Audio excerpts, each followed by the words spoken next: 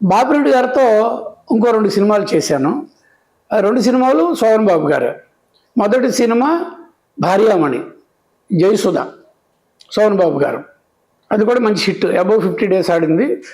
ఇంకొక సినిమా కొంగుముడి, సుహాసిని, శోభన్ బాబు గారు, శాలిని. అప్పుల్లో సిస్టర్స్ ఉండేవాళ్ళు, చిన్న చిన్నవాళ్ళు. శాలినియే జగతికి వీరుడు, అతలేక సుందర్లా చైల్డ్. ఇప్పుడు అజిత్కి వైఫ్ అమ్మాయి. శాలిని, శ్యామిలి ఇద్దరు సిస్టర్స్, శిష్యుంద్రులు అనమాట. ఆ రోజుల్లో చిన్నపిల్లలే కానీ అంతా వాళ్ళు చూడడానికి కూడా జనం ముచ్చటపడేవాళ్ళు. ఆ రెండవ సినిమా చేస్తున్నప్పుడు శాలిని ఎలాగుండేదంటే, రెడీ రెడీ అంటే ముందు శోభన్ బాబు డైలాగ్ వచ్చిందో కనుక్కోండి అని అలా అనేసి మొహమాటం లేకుండా అమ్మాయి ఇమీడియట్గా రెడీ అయిపోయింది. శోభన్ బాబు ఇంకా చూసుకుంటూ ఉండేవాళ్ళు. నన్ను పిలుస్తారండి, ముందు ఆయన రెడీ కదా కనుక్కోండి, ఇంకా ఆయన డైలాగ్ చూసుకుంటున్నారు కదా అని చెప్పి ఓర్ని అని చెప్పేసి మేము అందరూ సరదా పడేవాళ్ళు అనమాట. అలాగే బాపిరెడ్డి గారితో ఇలాగ ట్రావెల్ అయ్యింది ఇంతవరకు. అంటే అది ఒక 2 సినిమాలు, ఇది ఒక 2 సినిమాలు, 4 సినిమాలు చేశాను. ఈలోపు ఏమైందంటే నా ట్రాక్ వంశీ కాంబినేషన్కి వెళ్ళాను నేను. వంశీతో సినిమాలు మొదలైన నాకు మంచు పల్లకికి నేను మిస్ అయ్యానని చెప్పాను కదా, బట్ అందులో కొంత చేశాను. ఆ తర్వాత ఏమో ఇంకా మొదలైన సితార్తో అవన్నీ ఫర్దర్గా వంశీతో నా జర్నీ చెప్తాను. ఇక్కడ బాపిరెడ్డి గారితో మళ్ళీ ఎక్కడ లింక్ అయిందంటే గ్యాంగ్ లీడర్ చిరంజీవి గారిదే పెద్ద హిట్, బప్పీలాది మ్యూజిక్, పెద్ద ever lasting, biggest hit in Telugu అనమాట ఆ సాంగ్స్. దానికి లోక్ సింగ్ కెమెరామెన్. ఆ లోక్ సింగ్ కెమెరామెన్ అవ్వడం, ఎక్కడైనా గ్యాప్ వస్తే లోక్ సింగ్ నన్ను ప్రిఫర్ చేసేవాడు, బాపిరెడ్డి గారు ఎలాగో నన్ను ప్రిఫర్ చేస్తారు. అలాగే చాలా ఎపిసోడ్ నేనే చేశాను.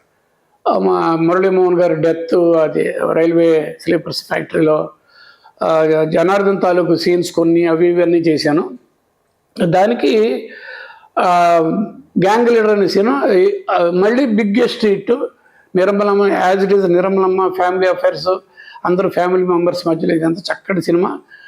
దానికి బాపిరెడ్డి గారు 100 డేస్ సెలబ్రేషన్స్, ఊరు ఊరు ఊరు ఒక రోజున ఇక్కడి నుంచి అక్కడికి, అక్కడి నుంచి అక్కడికి, అక్కడి నుంచి అక్కడికి, ఏలూరు, తాడేపల్లిగూడెము, అలాగ అన్నీ చేసుకుంటూ ఆయన ఒక గొప్ప సెలబ్రేషన్స్ కూడా చేశారు.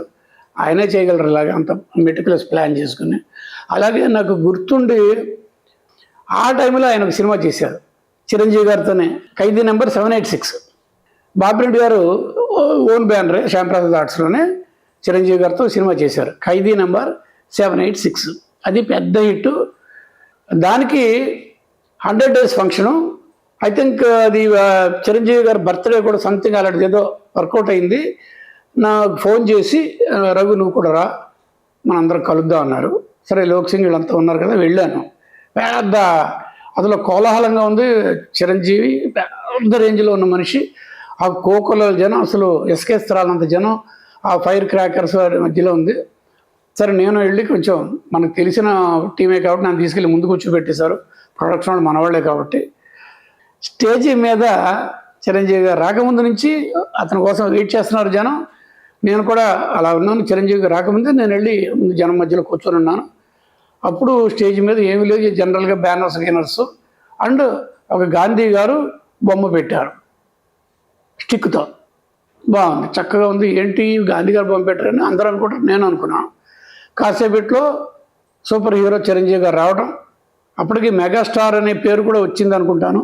ఇంకా రావడం, వాళ్ళు గగ్గోలు ఏదో దేవుడే దిగి వచ్చినట్టుగా ఆ ఫ్యాన్స్ అంతా అసలు అరుపులు, పెడబొబ్బులు, క్రాకర్స్ వీటి మధ్యలోంచి నెమ్మదిగా చిరంజీవి గారిని అలాగ పైకి తీసుకెళ్ళి స్టేజ్ మీదకి వెళ్తే చిరంజీవి గారికి ఒక దండ ఇచ్చారు. అక్కడ ప్లాన్ అనమాట ఇదంతా. దండ ఇచ్చారు. చిరంజీవి గారు ఆ దండ తీసుకెళ్ళి గాంధీ గారికి ఇచ్చారు. అర్థమైంది కదా, చిరంజీవి గారికి దండ ఇస్తే చిరంజీవి గారు ఆ దండ తీసుకెళ్ళి గాంధీ గారికి ఇస్తే అప్పుడు గాంధీ గారిలో చలనం వచ్చింది. గవుక్కుని అతను చలనం వచ్చి కర్ర పక్కన పెట్టి ఆ దండ తీసి చిరంజీవికి ఇస్తుంది. ఇక చూడండి అక్కడ ఆడిటోరియం అసలు ఇంత అంతా కాదన్నాడు. అంత ఇలాంటివన్నీ బాపిరెడ్డి గారు సరదాగా భలే ఆలోచిస్తారు పబ్లిసిటీ పాయింట్ ఆఫ్ వ్యూలో, అండ్ రంజింప చేయడం అంటారు జనాల్ని. అదొకటి నేను మర్చిపోలేను అనమాట ఆ ఇన్సిడెంట్. మహానగరంలో మాయగాడు ఆల్మోస్ట్ షూటింగ్, మెయిన్ షూటింగ్ మొత్తం అయిపోయింది. ఆల్మోస్ట్ కంక్లూజన్ అనమాట. ఇంకొక 2-3 రోజులు షూటింగ్ చేస్తే గుమ్మడికాయ కొట్టేయచ్చు.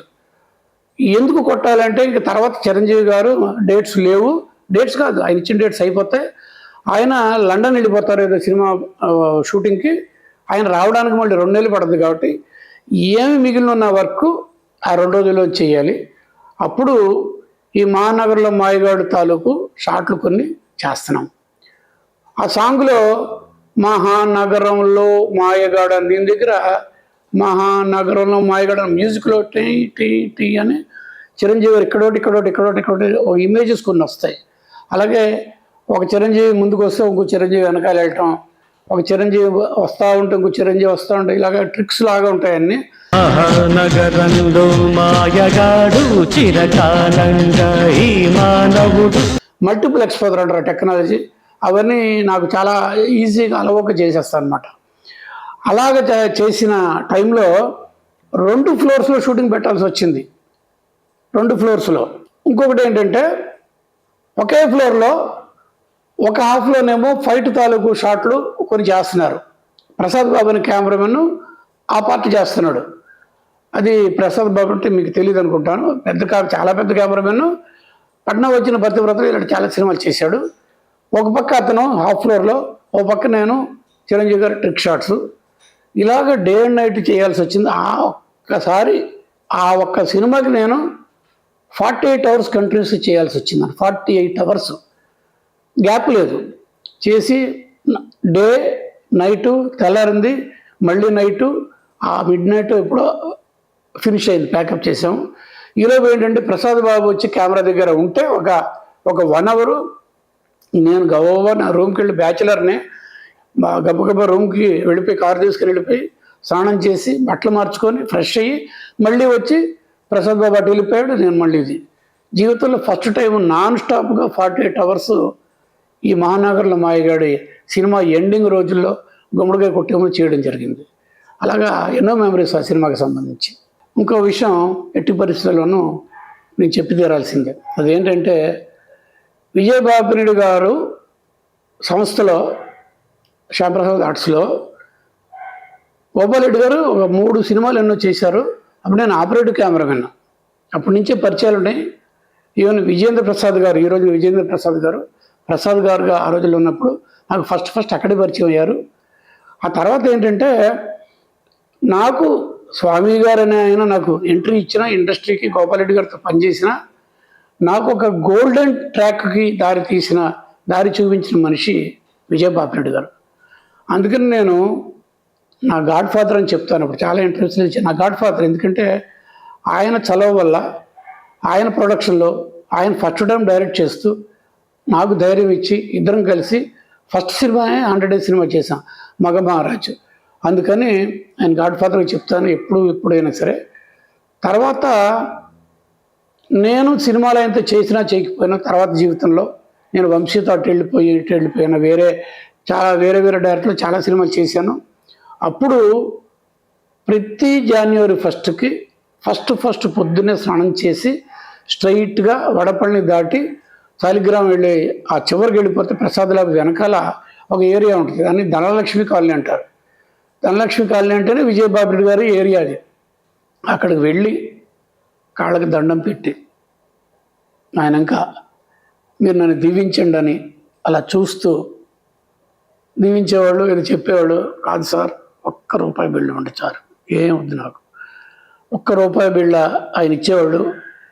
ఆ ఆనందంతో కళ్ళ నీళ్ళతో ₹1 బిళ్ళ తీసుకొని నమస్కారం పెట్టి, ఇది ఆనవాయితీ. ఎవ్రీ ఇయర్ జనవరి 1 ఆయన దగ్గరికి వెళ్ళి ఆ కాయిన్ తీసుకొని ఇంటికి వచ్చి దేవుడి దగ్గర పెట్టేసేవాడు అనమాట. He's my godfather. ఆయన ఇచ్చిన కాయను ఇంకా ఉన్నాయి, అట్లా ఇంట్లో ఉన్నాయి. నాకు మెమరీస్ అనమాట ఇవన్నీ. విజయబాపిరెడ్డి గారితో నన్ను తీర్చిదిద్దిన మనిషి, సినిమాటోగ్రఫర్గా ప్రపంచానికి తెలియజెప్పిన మనిషి. ఆయనకి ఇప్పుడు కూడా తల వంచి వందనాలు, శతకోటి వందనాలు. ఈ ఎపిసోడ్లో చాలా ఇంట్రెస్టింగ్ విషయాలు రఘుగారు చెప్పారు. మీరు లైక్ చేశారని అనుకుంటున్నాను. మీ అందరికీ ఓ humble request. Please like, share, subscribe to MV Raghu film diaries. అలాగే మీ అమూల్యమైన కామెంట్స్ పెట్టండి. అది మా ఛానల్ అభివృద్ధికి ఎంతో అవసరం. మళ్ళీ వచ్చే వారం మరో కొత్త ఎపిసోడ్లో కలుద్దాం. మీ సితారా. మీకు నచ్చితే మీ ఫ్రెండ్స్కు, ఫ్యామిలీ మెంబర్స్కు ఈ ఛానల్కు సబ్స్క్రైబ్ చేయమని రికమెండ్ చేయండి. By by.